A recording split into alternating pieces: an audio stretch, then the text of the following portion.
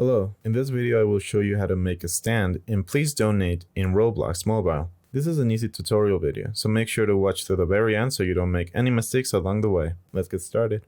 First, open up Roblox.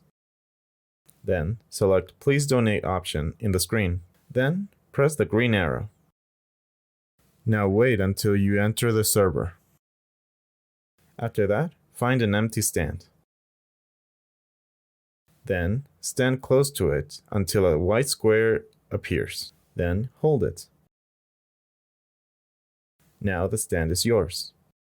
Stand close to it again, and another white square will appear. Hold it.